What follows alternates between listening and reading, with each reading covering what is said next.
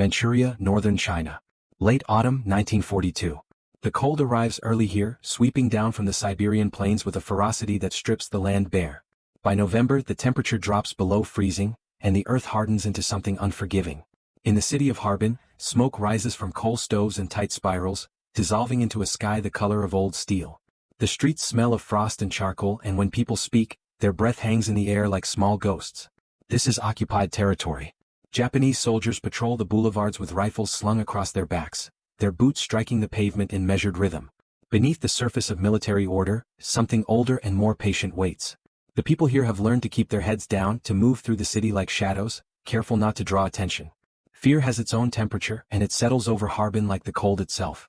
In a military hospital on the edge of the city, Dr. Shiro Yamada stands at a window watching the light fade. He is 36 years old, trained at Tokyo Imperial University, a surgeon with steady hands and a reputation for precision. His uniform is pressed, his posture erect, but there is something in his eyes that suggests he is looking at more than just the street below. Perhaps he is remembering another time, another place. Or perhaps he is simply tired. The hospital is a converted hotel, requisitioned in 1939 when the Japanese army expanded its operations in Manchuria. The corridors smell of antiseptic and damp plaster, and the floors creak beneath the weight of military boots and stretchers. Here, wounded soldiers are patched together and sent back to the front. Here, infections are fought with sulfa drugs and prayer. Here, life is measured in increments, heartbeats per minute, breaths per hour, the slow drip of saline into collapsing veins. Dr. Yamada has seen much in these years. He has sutured shrapnel wounds in the dim light of oil lamps, amputated frostbitten limbs in rooms where the windows would not close, held morphine to the lips of men whose faces he would never forget. War, he has learned, is not the grand theater depicted in propaganda posters. It is intimate and repetitive, 1,000 small cruelties accumulating like dust. But nothing has prepared him for what is coming. On November 12th, a lieutenant arrives at the hospital with a fever. He is young, barely 22, and his skin burns to the touch. Within hours he is delirious, muttering about shadows in the walls.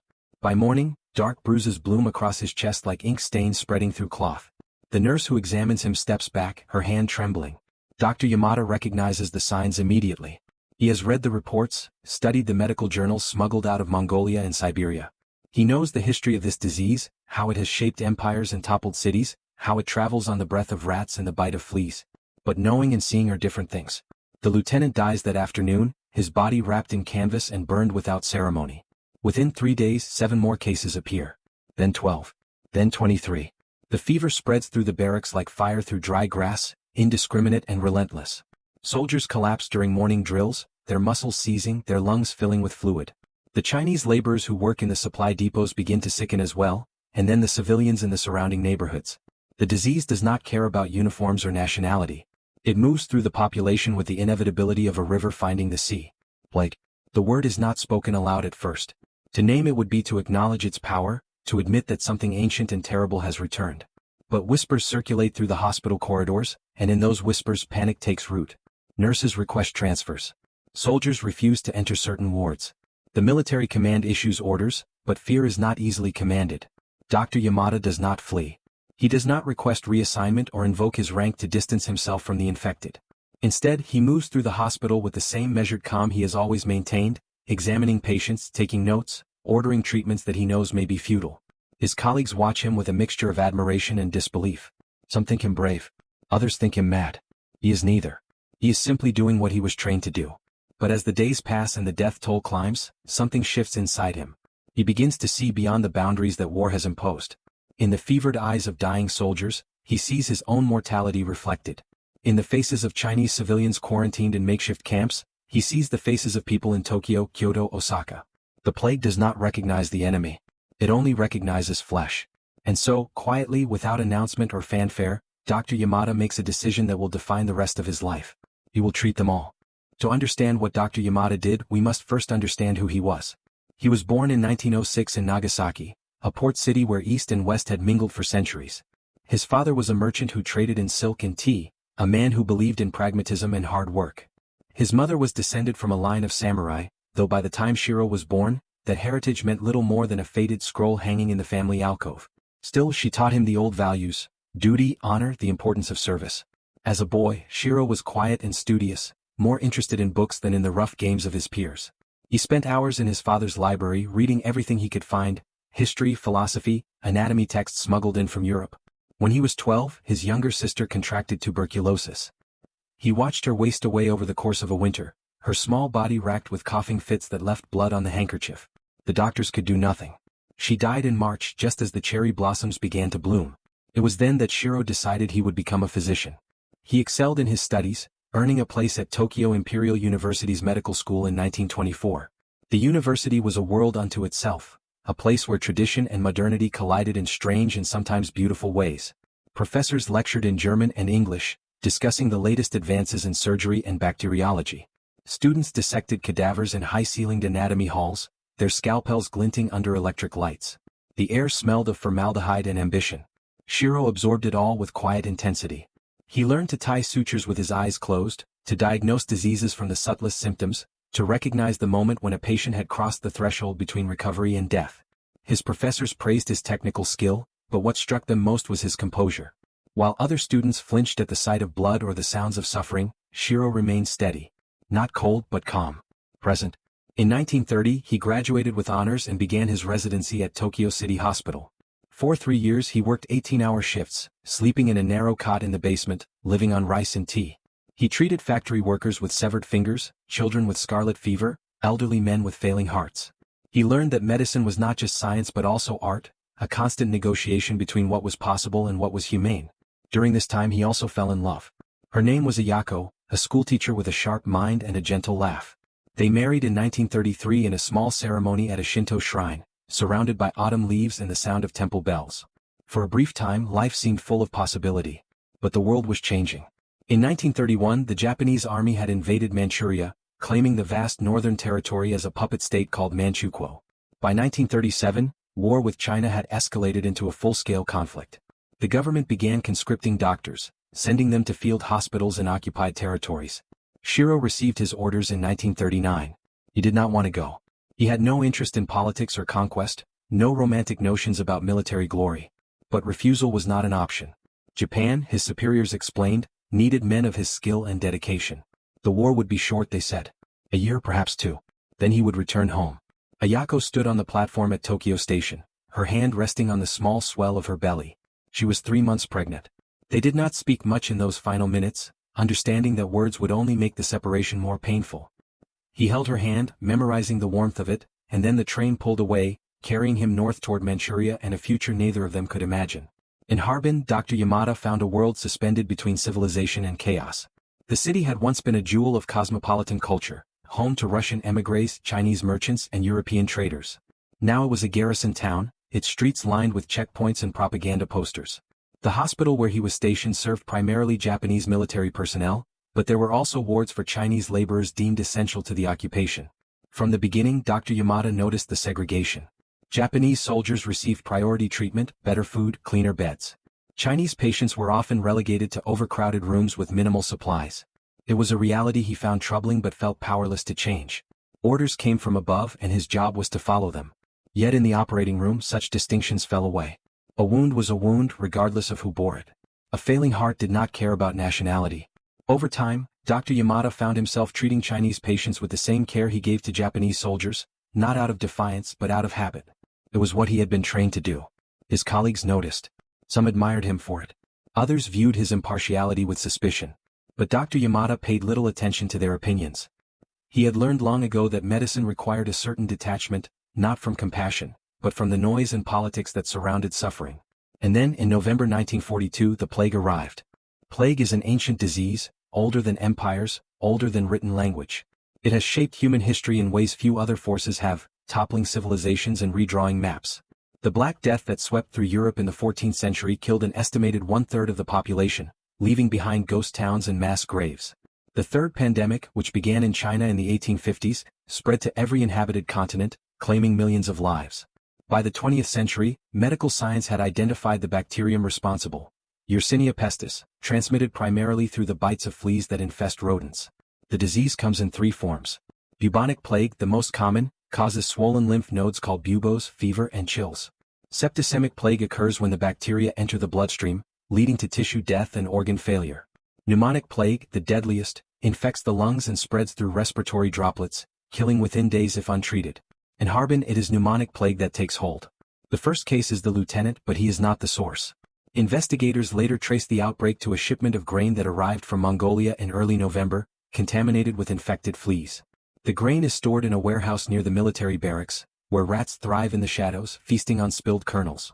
When soldiers begin loading the grain onto transport trucks, they disturb the rats. The fleas jump to new hosts.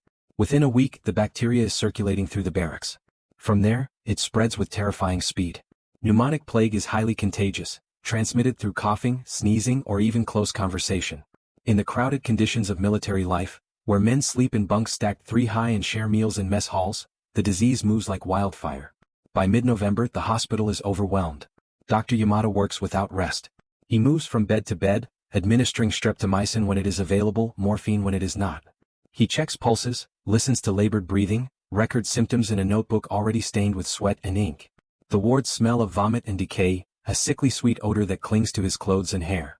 Nurses wear cloth masks soaked in disinfectant, but the masks do little to protect them. 3 nurses fall ill within the first 10 days. One of them dies. The military command reacts with a mixture of denial and panic. At first, they insist that the outbreak is a minor inconvenience, nothing more than seasonal influenza. But as the death toll climbs, they issue quarantine orders. The hospital is sealed off from the rest of the city. Soldiers are confined to barracks. Chinese laborers are rounded up and placed in makeshift camps surrounded by barbed wire, ostensibly to prevent further spread. In reality, the camps become death traps, overcrowded and unsanitary with no access to medical care. It is in one of these camps that Dr. Yamada makes his fateful decision. He is inspecting the quarantine perimeter on November 20th when he hears the sound of coughing from inside one of the tents. It is a deep, rattling sound, unmistakable to anyone who has heard it before. He stops listening. The guard beside him shifts nervously, his rifle held tight. Plague, the guard mutters. Let them die. Orders are not to waste supplies on laborers. Dr. Yamada looks at the tent, then at the guard. For a moment he says nothing. Then he steps toward the entrance. What are you doing? The guard asks, alarmed. My job, Dr. Yamada replies. Inside the tent, the air is thick with the smell of sickness. 20 men lie on straw mats, their faces flushed with fever, their breathing shallow and rapid. Some have the telltale buboes swelling in their necks and armpits. Others cough blood into rags. They look at Dr. Yamada with hollow eyes, expecting nothing. He kneels beside the nearest man, a laborer in his 40s with calloused hands and a thin beard. The man's pulse is weak, his skin burning. Pneumonic plague, advanced stage. Without treatment, he has perhaps 2 days left. Dr. Yamada stands and walks back to the hospital. He gathers what supplies he can find: streptomycin, saline solution, clean bandages. He returns to the camp and begins treating the men, one by one, administering injections, cleaning wounds, offering water.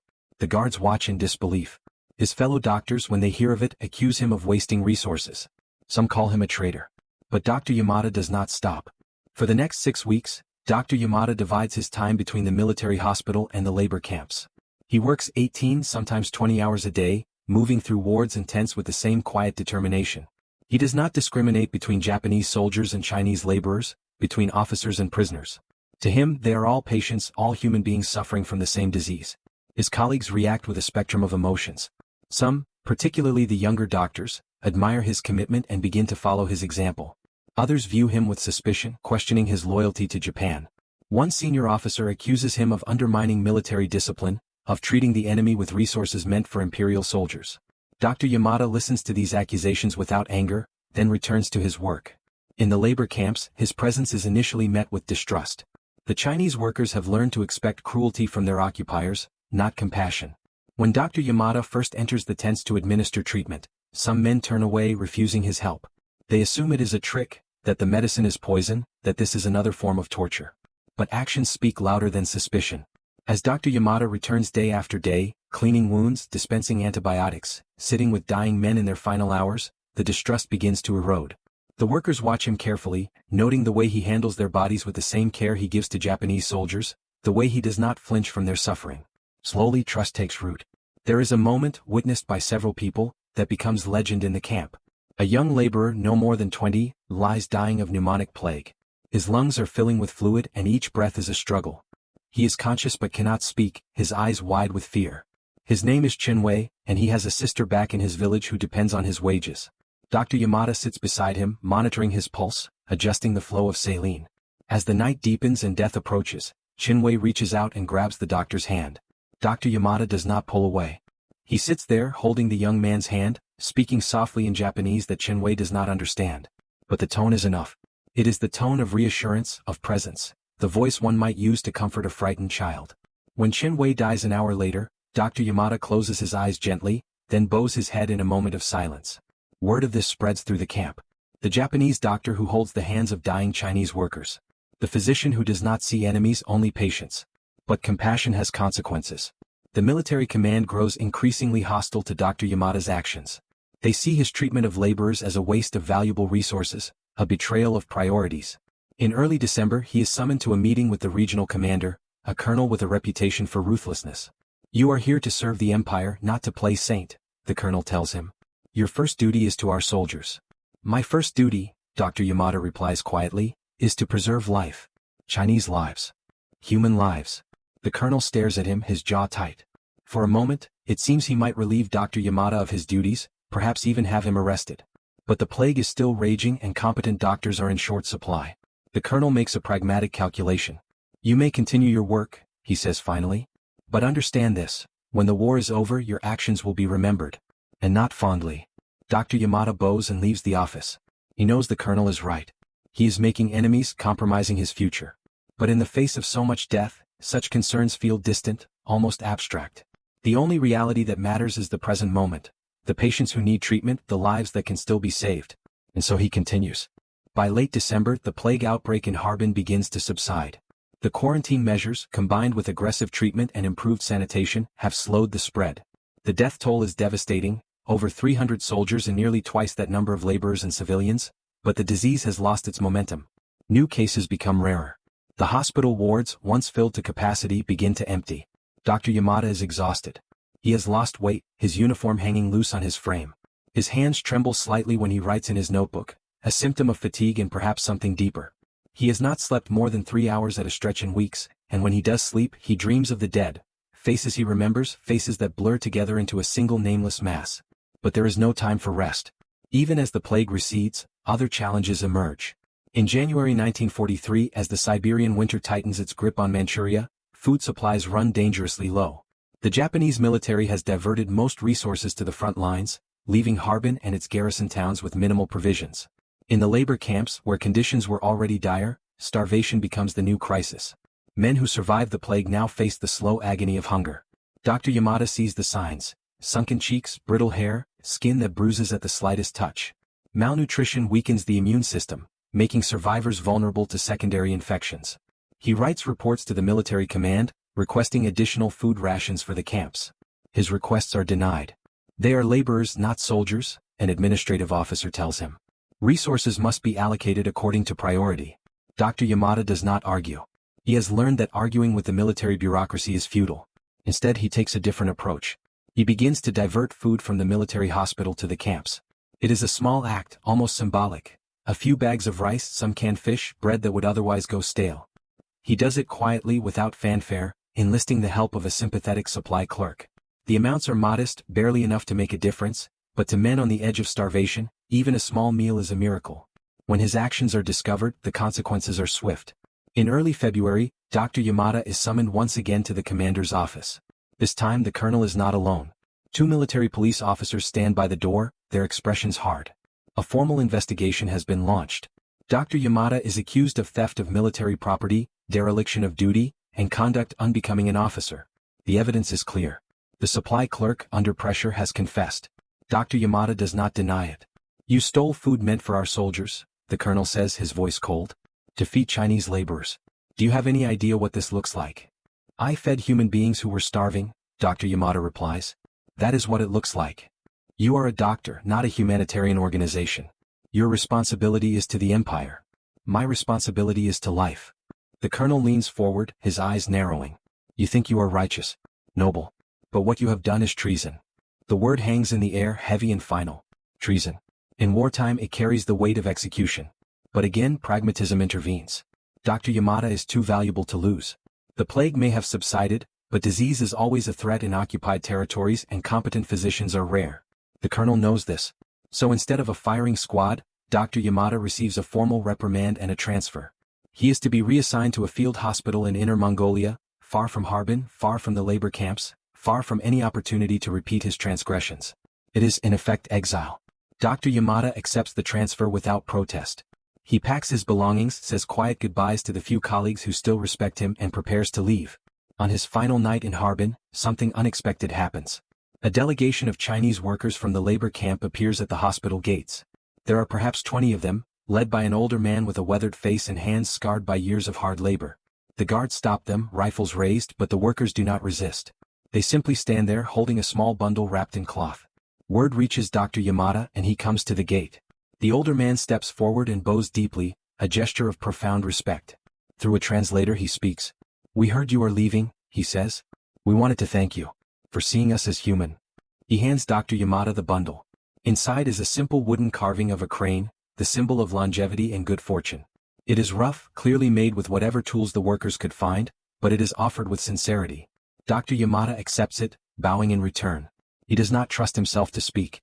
As he walks back into the hospital, the crane clutched in his hand, he feels the weight of what he has done and what it has cost him. Inner Mongolia, spring 1943. The landscape here is vast and empty, a sea of grass and dust that stretches to the horizon under a sky so wide it feels oppressive. The field hospital is a collection of tents and prefabricated buildings, set up near a railroad junction used to supply Japanese forces pushing into western China. The conditions are harsh: sandstorms, extreme temperature swings, and a constant shortage of supplies. Dr. Yamada settles into this new reality with the same quiet resignation he has brought to everything. He treats soldiers wounded in skirmishes, deals with outbreaks of dysentery and typhoid, performs surgeries in tents where the wind howls and dust infiltrates every seam. The work is relentless, but it is also familiar, and in familiarity there is a kind of solace. He writes letters to Ayako, though he knows they may never reach her. He tells her about the landscape, the patience, the small moments that remind him of home, the smell of rain on dry earth, the sound of birds at dawn. He does not tell her about Harbin, about the plague or the labor camps or the choices he made. Those things feel too heavy to put into words, too complicated to explain. From Ayako he receives only silence. He does not know if his letters have been lost, or if something more terrible has occurred. In Tokyo the war is going badly. American bombers have begun targeting the Japanese mainland, and civilian casualties are mounting. He tries not to imagine the worst, but at night, when sleep evades him, the possibilities crowd his mind. Months pass. Summer arrives, turning the steppe into a furnace. Then autumn and the cold returns. Dr. Yamada continues his work, steady and methodical, a man fulfilling his duty in a conflict he neither understands nor endorses. In December 1943, a letter finally arrives. It is from Ayako's sister. Ayako is dead. She died in March during an American air raid on Tokyo. The letter provides few details, only that she was caught in the open when the sirens sounded, that there was nothing anyone could do. The baby, a daughter, was stillborn. The sister apologizes for the delay in informing him. The postal system is overwhelmed, she explains. Everyone has lost someone. Dr. Yamada reads the letter 3 times. Then he folds it carefully, places it in his pocket and returns to work. He does not weep. He does not scream. He simply continues because that is what he knows how to do. But something inside him has changed, some final tether to the world severed. The patients continue to arrive and he continues to treat them, but he does so now with a kind of detachment that borders on the spiritual. He is present but also not. A doctor without a country, without a family, without anything except the work itself. The war grinds on. Japan's position deteriorates. By 1944, it is clear to anyone paying attention that defeat is inevitable. Soldiers arrive at the field hospital with wounds that speak of desperation, malnutrition, frostbite, infections left untreated for weeks. The supply lines are collapsing. Morale is non-existent. In August 1945, the atomic bombs fall on Hiroshima and Nagasaki. Days later, the Soviet Union invades Manchuria. The Japanese forces in Inner Mongolia are cut off, surrounded. The field hospital is evacuated in chaos, equipment abandoned, patients left behind. Dr. Yamada stays until the last possible moment, treating Soviet prisoners brought in by retreating Japanese units, treating Chinese civilians caught in the crossfire. When the Soviet army arrives, he is still there, a solitary figure in a white coat standing among the ruins. He is taken prisoner. Siberia, winter 1946. Dr. Yamada is held in a Soviet prisoner of war camp near Irkutsk, along with thousands of other Japanese soldiers and officers. The conditions are brutal: overcrowding, inadequate food, forced labor and sub-zero temperatures. Men die of exposure, starvation, disease. The Soviet authorities show little mercy to their former enemies. But Dr. Yamada's medical skills save him. He is assigned to the camp infirmary, where he treats fellow prisoners and occasionally Soviet guards. The work is familiar, almost comforting in its predictability. He does not think about the future. He does not think about Japan or Ayako or the daughter he never met. He exists in the present moment, one patient at a time. In the spring of 1947, something unexpected happens. A Soviet military tribunal is convened to investigate allegations of war crimes committed by Japanese medical personnel in Manchuria. The charges include human experimentation, biological warfare research, and the deliberate neglect of prisoners and civilians. Dr. Yamada is called to testify. He is brought before a panel of Soviet judges, flanked by armed guards. Through a translator, he is asked about his service in Harbin. Did he participate in human experiments? Did he have knowledge of Unit 731, the notorious Japanese biological warfare unit that operated in the region? Did he follow orders to withhold treatment from Chinese laborers? Dr. Yamada answers truthfully. He did not participate in experiments. He did not work for Unit 731. And he did not withhold treatment. Quite the opposite. His testimony is corroborated by unexpected witnesses. Several Chinese laborers who survived the plague outbreak in Harbin have also been brought to the tribunal. They testify that Dr. Yamada treated them, that he risked his career and possibly his life to do so. One man, the older worker who gave him the wooden crane, speaks in halting Russian, his words translated into Japanese for the court. He could have let us die, the man says. That is what the others did. But he did not. He saw us. The tribunal deliberates. In the end, Dr. Yamada is cleared of all charges. He is one of the few Japanese medical personnel in Soviet custody to receive such a verdict. But exoneration does not mean freedom. He remains a prisoner of war, his fate tied to the broader negotiations between the Soviet Union and Japan. It will be another 3 years before he is repatriated. Tokyo, 1950. Dr. Yamada returns to a Japan he barely recognizes. The war has left the country shattered, its cities in ruins, its people traumatized and exhausted. Tokyo is a landscape of rubble and makeshift shelters, where children play in the shadows of burned-out buildings and black markets thrive in the absence of any functioning economy. He has no home to return to. The house where he and Ayako lived was destroyed in the firebombing. His parents are dead. His sister, who survived the war, has moved to the countryside. He is alone. For a time he drifts. He takes work where he can find it. Small clinics, rural hospitals, places where his tarnished reputation does not precede him. The medical community in Japan is fractured, many doctors having fled or been discredited for their wartime activities. Dr. Yamada's name is not widely known, but among those who remember Harbin, there are mixed opinions. Some call him a hero. Others call him a fool. He does not care much for either label. In 1952, he accepts a position at a small hospital in Kyoto, treating tuberculosis patients. The work is quiet, unglamorous, a far cry from the dramatic urgency of his wartime service. But there is something fitting about it. Tuberculosis was the disease that took his sister, the illness that first compelled him toward medicine. In a way, he has come full circle. He lives simply in a small apartment near the hospital. He does not speak often about the war, and when asked, his answers are brief and factual. He has no interest in being remembered as a saint or a martyr. He is simply a doctor who did what he thought was right, in circumstances where right and wrong were often impossible to distinguish.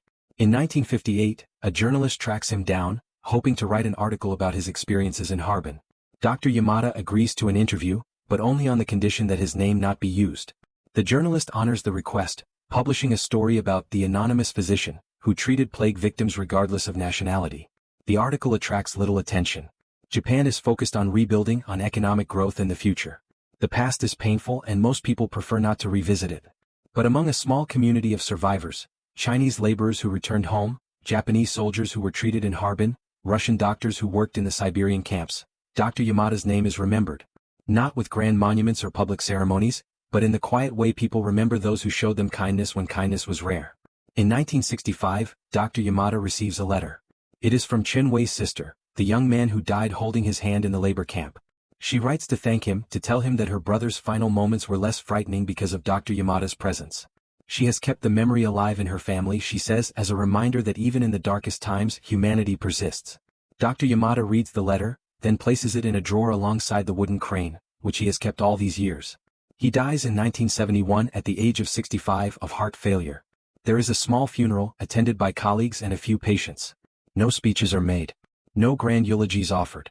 He is cremated, and his ashes are scattered in the mountains outside Kyoto, where the cherry blossoms bloom each spring.